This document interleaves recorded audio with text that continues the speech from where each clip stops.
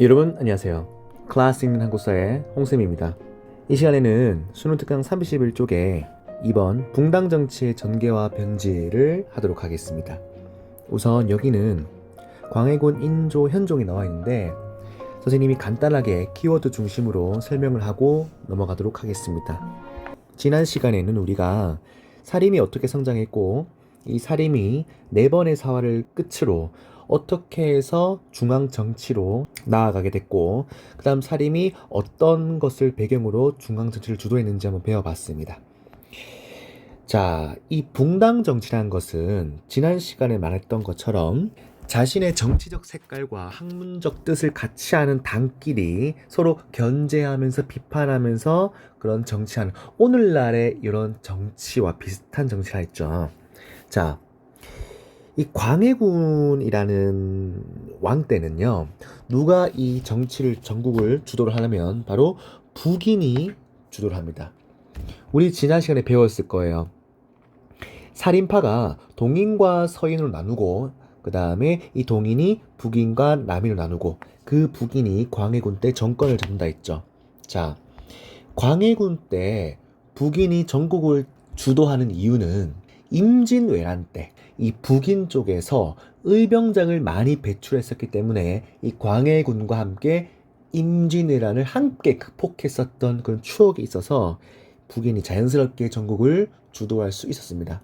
자, 우리가 다음 시간에 광해군에 대해서 자세하게 하겠지만 이 광해군은요, 문제나 또 수업을 했을 때 문제 나올 때 어떤 것들이 주로 나오냐면 바로 광해군은 중립 외교와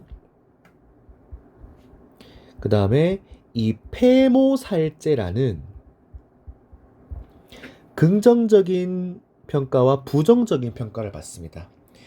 광해군의 중립 외교가 뭐냐면 당시에는 중국의 명나라와 이제 여진족이 세운 그 후금 사이에서 광해군이 어떻게 하면 우리 조선이 실리를 챙길 수 있을까에 대한 중립을 지키는 외교를 하는 거거든. 근데 당시에 이 성리학 국가에서 우리가 명나라한테 원래 사대를 했었는데 중립을 지킨다는 말은 당시에는 상상도 할 수 없던 오히려 지금 21세기 마인드를 갖고 있던 이 광해군의 중립 외교였거든요. 아무튼 이 중립 외교 때문에 이 광해군을 질투하고 광해군을 싫어했던, 그러니까 정확히 말하면 북인과 반대편에 있었던 이 서인들이 광해군을 많이 비판합니다. 근데 이 중립 외교 가지고는 이 북인을 끌어내지 못하는데 어떤 사건이 발생하냐면 기본적으로 광해군의 아버지 선조 있죠, 선조. 자, 이 선조 때는요, 첫 번째 부인 임목대비가 있어요. 임목대비. 근데 이 임목대비한테는 아들이 없었거든요. 근데 시간이 흐르고 이 임목대비가 아들을 낳는데 그 아들 이름이 자막에 나갈 거예요. 영창대군입니다. 그러니까 광해군한테는 이복 동생이자 유교 국가에서는 왕이 서열상 가장 정통성이 있는 거거든요. 그리고 서인 세력은 이 광해군을 믿고 깝치는 북인이 겁나 싫었어요. 그래서 서인이 본격적으로 영창대군을 지지하기 시작하는 거죠. 그러니까 북인이 이 광해군한테 영창대군이 영모죄를 꾀하고 있다고 밀고를 합니다.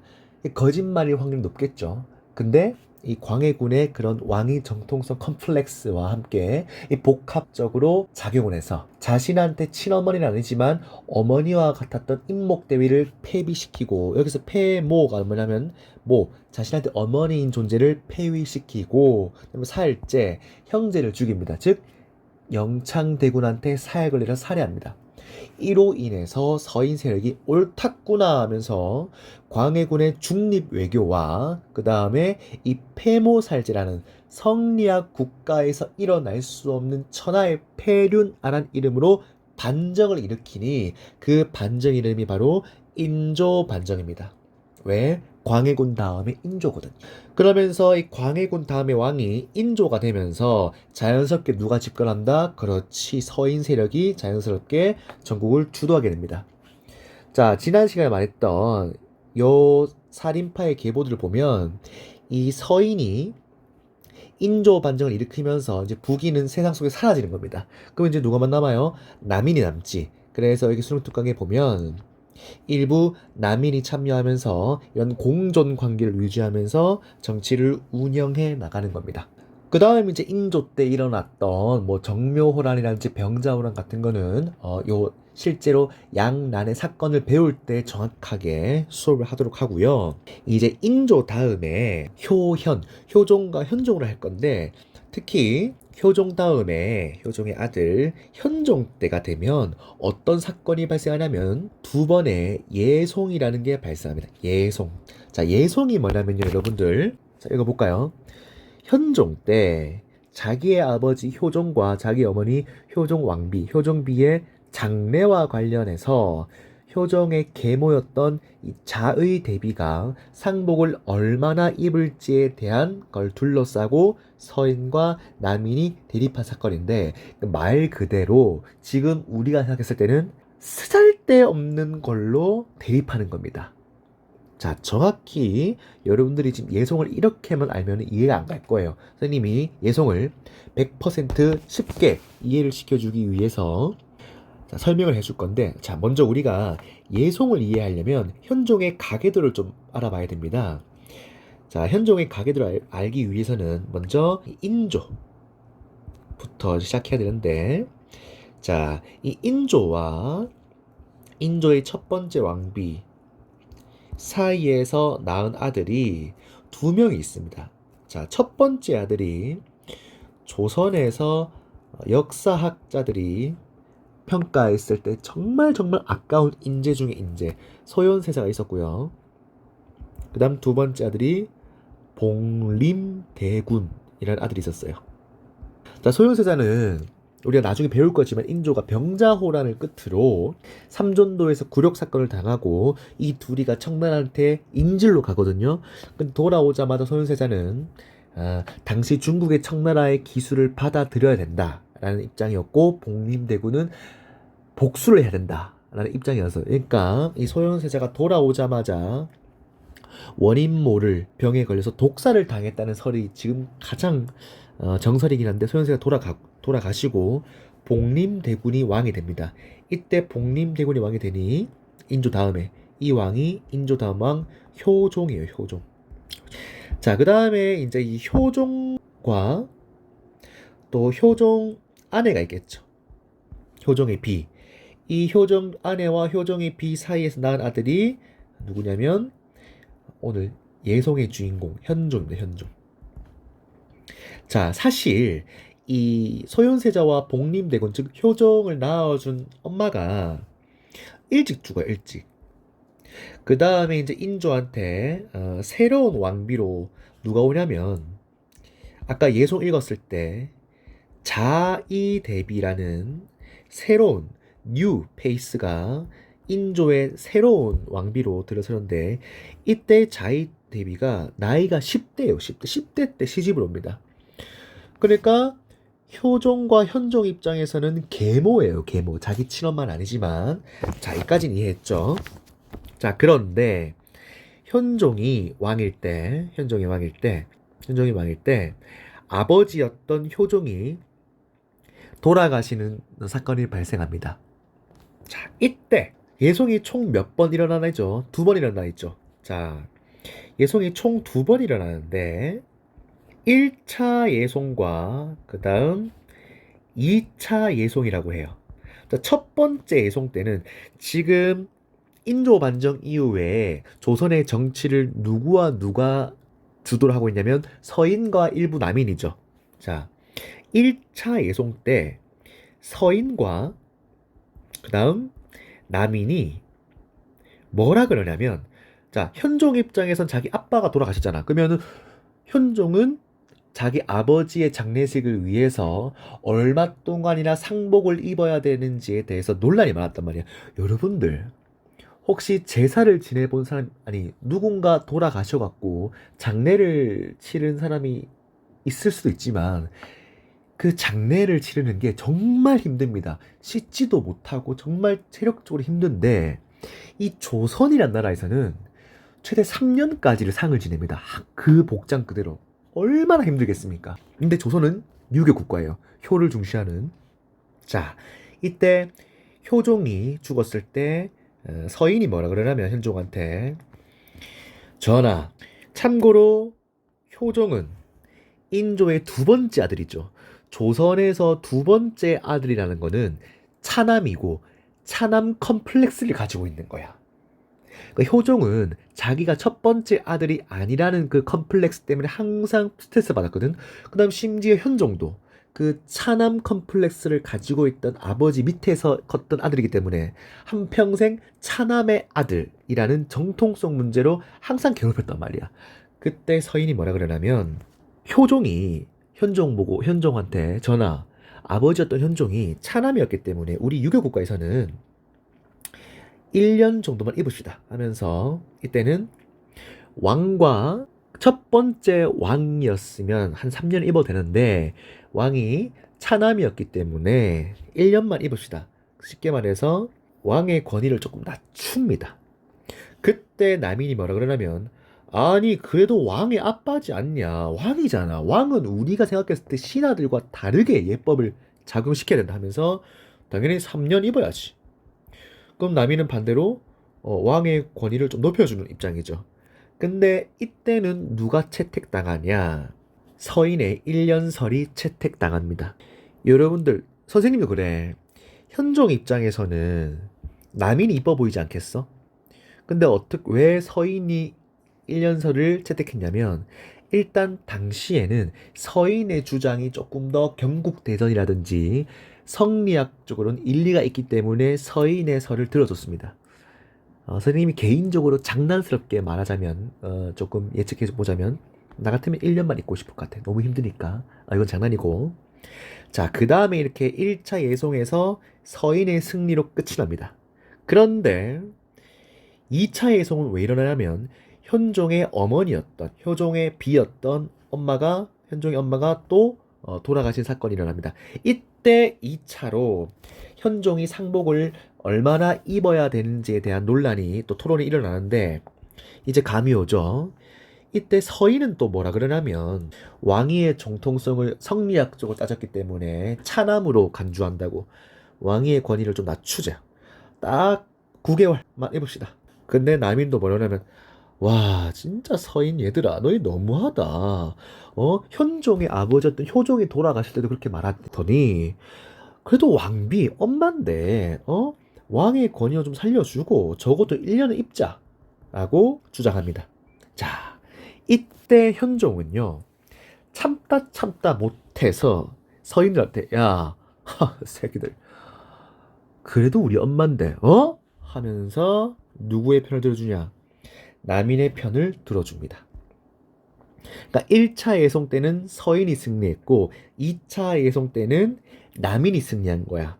자, 그래서 이걸 요약하면 두 번의 예송 끝에 두 번의 예송 이후에는 처음에는 서인이 정권을 잡고 있고 그 밑에 이제 남인이 깔려있는 상태였는데 결국 두 번의 예송 끝에는 누가 이기는 거야?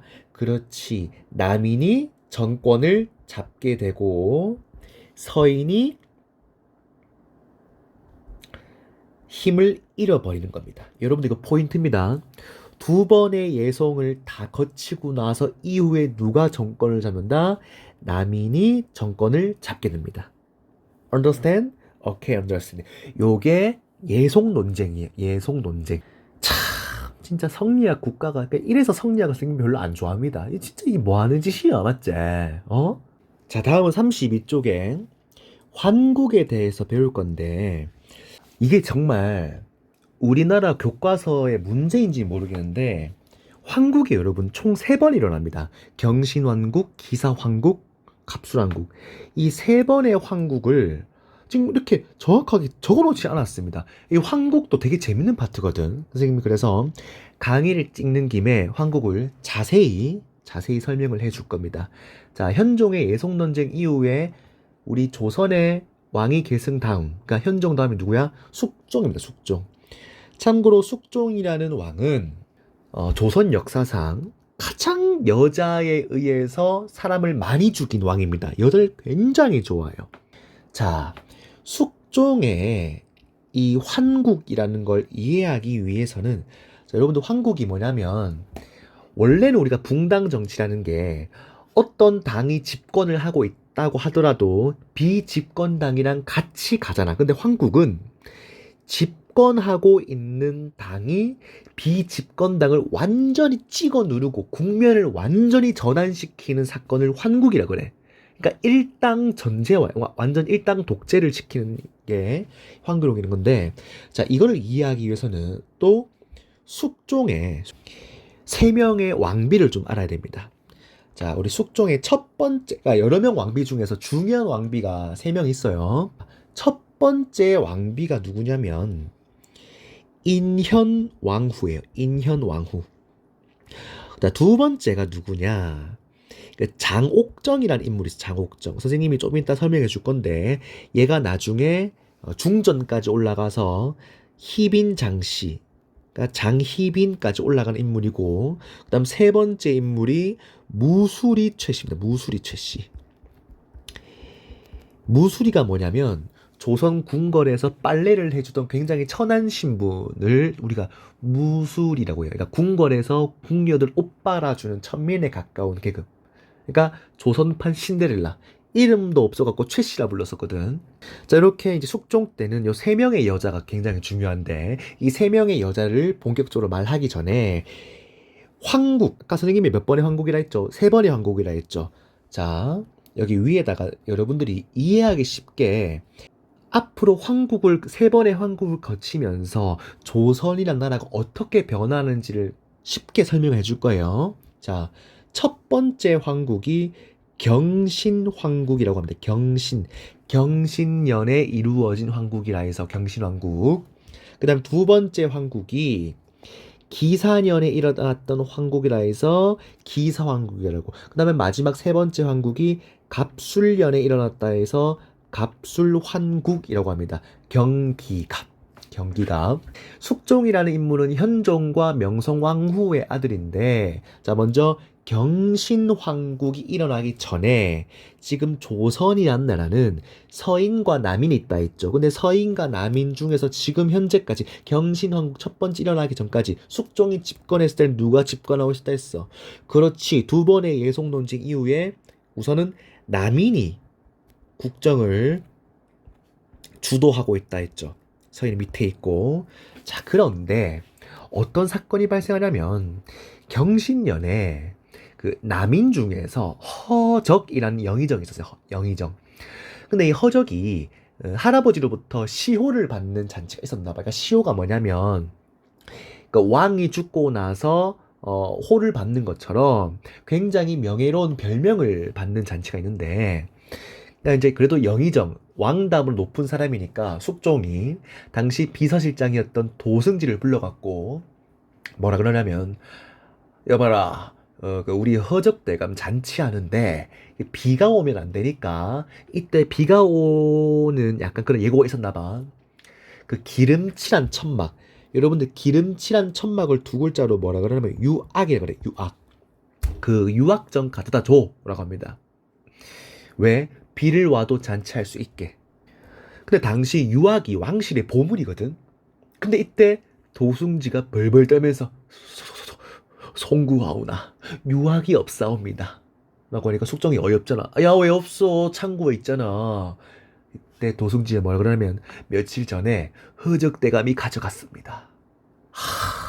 여러분들, 이 허적이 왕의 허락을 안 받고 몰래 가져간 거야. 여러분들, 숙종 입장에서는 개빡치지 않겠습니까? 여러분 생각해봐요. 좀 뭐 다른 예시긴 하지만 아버지가 아들한테 5만 원 주려고 하는데 지갑에 5만 원권이 없어. 아들이 먼저 가져간 거지. 얼마나 기분 나빠. 심지어 왕의 보물인데. 그러니까 이때 숙종이 빡친 상태에서 서인이 이때다 싶어갖고 허적을 견제하던 파들과 뭐라 그러냐면 허적이 영모를 꿰다보다 쉽게 해서 여러 누명을 씌웁니다. 그때 허적을 비롯한 남인들이 겁나게 죽어나가는 사건. 그 바로 경신환국이라고 그래요. 경신환국. 그러니까 사실 조선왕조실록에는 이 허적의 유학 사건이 없지만 다른 야사에 나온 이야기입니다. 자, 그래서 이 경신왕국을 통해서 남인이 엄청나게 많이 죽습니다. 이 사건을 경신왕국이라고 그러고, 이 경신왕국을 기회로 서인이 다시 한번 정권을 잡습니다. 자, 여기까지 이해가죠? 남인. 자, 근데 여러분들 생각을 해봐. 서인이 이때 경신왕국을 통해서 다시 집권하는데 남인 입장에 짜증날 거 아니에요. 왜? 권력의 맛을 몰랐을 땐 그렇다 치고 집권을 하고 있다가 쫓겨났으니까 얼마나 짜증나겠어. 또 누명을 씌웠으니까. 이때 사실 경신왕국 때 서인 측에서도 아니 이건 너무 많이 죽이면 좀 그렇다. 왜 온건파와 그냥 이 기회로 남인 다 조지자의 강경파가 또 갈라져요. 이 경신왕국 때. 그래서 이 서인이 경신왕국 때 아예 조직자파의 강경파였던 노론과 그 다음에 천천히 그래도 조금 천천히 가자의 온건파였던 소론으로 또 갈라집니다. 또 체세포 분열이에요. 그 다음에 이 경신왕국 끝으로 이 남인이 짜증날 거 아니야. 복수도 해야지. 그래서 그때 남인이 어떤 작전을 쓰냐면 미인계를 씁니다. 미인계. 왜? 숙종이 여자 좋아한다는 걸 알고 있거든. 그래서 조선에서 가장 이쁜 여자를 찾아내거든. 그게 누구냐면 아까 말했잖아. 바로 장옥정이야. 여러분 이 장옥정에 대한 얘기를 조금 해주자면 사실 장옥정은 숙종의 눈에 들기 전부터 조선 궁궐에 들어와서 이미 궁녀로서 유명했었습니다. 왜? 매우 이뻤고 그 다음에 궁녀들 옷 관리 잘해주고 화장 잘해주고 그러니까 오늘날로 따지면 헤어, 미용, 피부 디자이너인데 게다가 이쁘기까지 해요. 이쁘기까지. 근데 일단 장옥정이라는 나이가 이때 당시 20살이거든. 근데 20살이면 당시는 나이가 많았기 때문에 궁녀로 들어갈 수 없는데 이 장옥정이 어떻게 해서 궁궐까지 들어가게 됐냐면 장옥정은 인동장씨입니다. 여러분 우리 순심에 또 인동장씨 있죠? 이 인동장씨 집안이 예로부터 굉장히 유명했던 그 역관 집안인데 자막으로 나갈 거예요. 역관이 뭐냐면 통역을 해주는 사람을 보고 우리 역관이라 그러는데 이 당시 중간 계층이라 해서 중인이라 부르거든. 그러니까 원래 중인 중에서 역관이 당시에 평균적으로 돈을 많이 벌었대. 특히 그 병자호란 이후에 청나라에서 인질로 있었던 소현세자와 복림대군의 당시 통역관이었던 장현이라는 여러분 정현이 아니고 장현입니다. 인동장씨. 장현이라는 자가 청나라와 조선을 왔다 갔다 하면서 돈을 겁나 많이 벌었었거든. 그래서 숙종 때는 이미 조선 최고의 부자 소리도 듣기도 합니다. 그 장현의 딸내미가 장옥정이에요. 그래서 아마 이 인동장씨 집안에서 남인과 결탁해갖고 장옥정을 후궁으로 만들기 위해 어느 정도 돈을 좀 썼지 않았을까라는 또 예상입니다. 또 남인 입장에서 장옥정이 워낙 이뻤기 때문에 얘 가면 숙종 100%뿅 간다 라고 하니까 그때 역시나 숙종이 진짜로 뿅 갑니다. 진짜 그냥 장옥정한테 미치는 거예요. 그래서 결국 중전까지 가게 돼서 신분 상승해서 희빈 장씨로 불리게 됩니다. 그러니까 이때 장옥정이 그러니까 첫째는 이미 그 전에 낳았고 장옥정이 둘째를 낳았을 때 중전이 되거든요. 참고로 인현왕후한테는 후사가 없습니다. 근데 이 장희빈이 아까 아들 낳았다 했죠. 그 아들의 이름이 윤이에요. 윤씨고 윤. 이 윤이 훗날에 숙종 다음에 왕이 되는 왕 경종입니다. 경종. 자, 그 다음에 여기 적었지만 아까 인현왕후한테는 내가 자식이 없다 했죠. 근데 문제는 뭐냐면 숙종이 장희민을 너무 예뻐해서 자식까지 낳았잖아. 그러니까 이제 윤을 세자로 책봉하려고 하는데 이 인현왕후 측근이었던 이 당시 서인 애들이 이걸 좋아하겠냐고. 왜냐면 장희빈이라는 애가 남인이 서포트 해주잖아. 그러니까 서인이 숙종한테 뭐라 그러냐면 전하 장희빈 같은 저 천안 출신 말고 인현왕후를 하루라도 더 만나시고 인현왕후를 사랑해서 세자를 책봉하셔야 됩니다. 왜 근본도 없는 이 자식을 세자로 책봉하십니까? 라고 하면서 통촉하여 주시옵소서라고 시전을 합니다. 당시 서인의 대장 조선 성리학계의 대석학 중에 송시열이라고 엄청 유명한 사람이 있었는데 이 우암 송시열이 이 장희빈의 아들 세자책봉을 적극적으로 반대합니다. 그때 숙종이 이 장희빈 때문에 돌았거든, 눈가리가. 그래서 개빡쳐갖고 당시에. 그리고 송시열이 어떤 인간이었냐면 뭐만 하면, 그러니까 숙종이 무슨 말만 하면 성리학에 의하면 또는 주자의 말씀으로 하면서 왕의 정책에 계속 태클을 걸어갖고 숙종이 좀 마음에 안 들어 있었거든. 그때 숙종이 마침 이 송시열이 자기 여자 문제로 막 건드리니까, 야 시열아 너 미쳤구나 하면서 내가 너한테 선물 줄게 하면서 아메리카노, 즉 사약을 한 잔 내립니다. 결국 송시열이가 장희빈 아들의 세자책봉을 반대하다 죽어버렸네? 이때 송시열을 비롯한 서인 세력이 겁나게 죽어나가면서 축출을 당하고 다시 한번 남인이 정권을 잡게 당하는 이 사건을 기사황국이라고 합니다. 서인이 다시 한번 또 꼬꾸라지고 남인이 정권을 잡게 됩니다. 이걸 우리가 기사황국이라고 그래요. 자, 이렇게 표로 해놓으니까 조금 이해하기 쉽겠죠? 자, 그래서 남인들의 뜻대로 그들의 계획대로 집권을 하게 됩니다. 결국 장희빈이 중전까지 최고의 왕비가 되게 되는 거죠. 그리고 세월이 지납니다. 여러분들 그거 알아? 나이를 먹으면 취향도 바뀌는 거 아나? 선생님도 되게 어렸을 때는 이거는 이제 강의니까 하는 말인데 되게 작고 아담하고 귀여운 여자를 좋아했었거든. 근데 선생님이 나이를 먹고 보다 보니까 그래도 어느 정도 키가 좀 크고 아담한 거보다 좀 키 큰 여자를 좀 좋아하게 되더라. 이게 나이를 먹으니까. 그러니까 숙종이 나이를 먹고 보니까 옛날에는 장희빈처럼 이쁘고 애교도 부리고 여우 같은 여자 좋아하다가 세월이 지나니까 청순하고 조강지처였던 우리의 인현왕후가 보고 싶은 거야. 그런데 숙종이 인현왕후를 다시 보고 싶어 하니까 이때 서인들이 또 기가 막히게 눈치채고 전하 다시 인현왕후 컴백 이러니까 숙종이 윙크 딱 하면서 컴백할까? 하면서 인현왕후 복위 운동이 이루어지는 겁니다.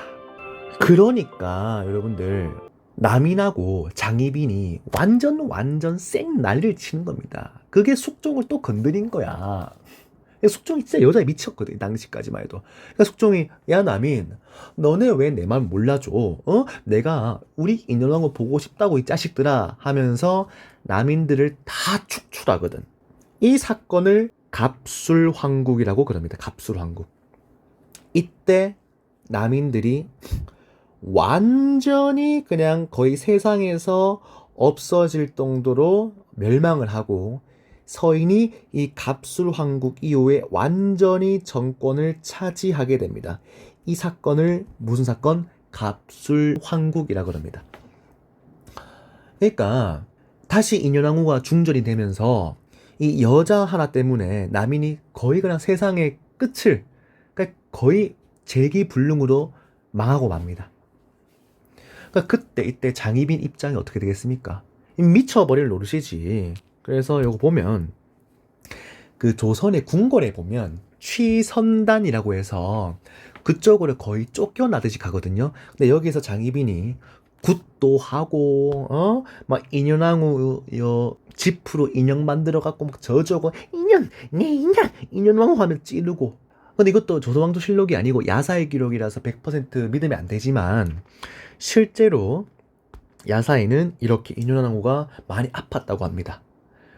그러니까 이제 장희빈이 막 난리도 그런 난리가 아니라서 숙종이 뭐라 그러냐면 야 저번에 송시열 먹이고 남은 아메리카노 가져와 해갖고 장희빈한테 아메리카노를 먹입니다. 이때 야사에 의하면 장희빈이 얼마나 발악을 하고 꽥꽥 소리를 지르는지 결국 사약을 마시고 장희빈이 죽습니다. 장희빈이. 그래서 이 사건을 갑술황국이라고 그러는 거예요.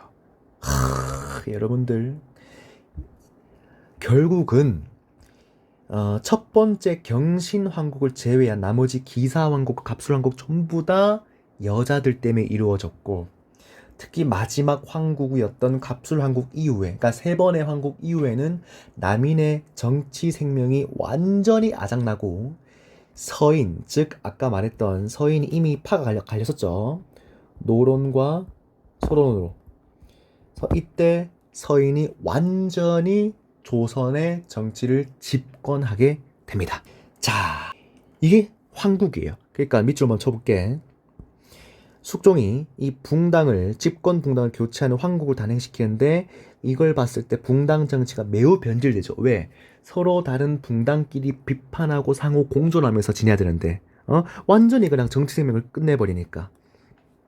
그래서 여기 서인이 남인을 배척하는 과정에서 노론과 소론으로 분화되었다까지 우리 배웠고, 자, 아까 말을 안 했던 이 무수리 최씨가 있어요. 무수리 최씨가. 이 무수리 최씨가 누구냐면, 숙종이 여자 좋아한다 했죠. 숙종이 궁궐을 걷다가 이 무수리 최씨가 빨래를 하고 있었는데, 이 빨래를 하고 있던 무수리 최씨 뒷모습을 보고 반한 겁니다. 그래서 이 여자랑도 또 결혼해요. 그래서 이 무수리 최씨가 랑 또 숙종 사이에서 낳은 아들이 누구냐면 연인군이라고. 훗날에 누가 되냐? 여러분, 우리 사도, 영화 사도세자의 또 아버지였던 영조입니다. 영조. 경종담에. 그러니까 여러분들 생각해봐. 이 여자들 때문에 이 황국을 일으켰을 때 제일 불쌍한 건 누구야? 신하들이지, 신하들. 자, 여러분들, 선생님이 과세특과 관련된 데 좀 얘기를 해주자면, 이 연인군, 즉 훗날에 영조가 되는 연인군한테 이 유는 자기 형이잖아, 맞지? 어머니는 다르지만, 특히 장희빈 아들 유는 어렸을 때부터 몸이 많이 약했대. 특히 장이 많이 안 좋았대. 그러니까 실록 말고 야사에 의하면 경종이 간장게장이랑 곶감을 그렇게 좋아했는데, 이 동생이었던 이 연인군 영조가 형을 매우 아끼는 마음에 항상 간장, 형 아프지 마 하면서 간장게장도 갖다 주고 후식으로 곶감도 대령했다고요. 당시 곶감은 진짜로 비쌌거든. 근데 경종이 복통이랑 설사에 시달려서 결국 병사하게 되거든. 이런 실록이 아니야. 그러니까 실록에는 경종이 병사를 한 건 맞지만 구체적 원인에 대해서 쓰여있지 않거든. 그래서 이때 연인군이 영조, 즉 왕이 되었을 때 자기의 형을 죽였다는 소문이 좀 돌아. 이것도 컴플렉스가 돼. 그러니까 영조는 나중에 왕이 되었을 때 엄마가 천안 출신이라는 첫 번째 컴플렉스, 그 다음에 이 영조 편에 섰던 애들이 노론이야, 노론 애들. 그러니까 노론의 허수아비, 노론의 자식이란 두 번째 컴플렉스, 그 다음에 형인 경종을 죽였다는 소문의 세 가지 컴플렉스를 가지고 주기를 하거든. 자, 여기서 심화 버전, 조금 욕심 있는 애들이나 또는 과세특에 욕심 있는 애들은 선생님이 이 연인군과 자기의 형이었던 경종에 한테 갖다 줬던 간장게장과 이 곶감을 가지고 세특을 선생님이 아이디어를 주거든. 아이디어.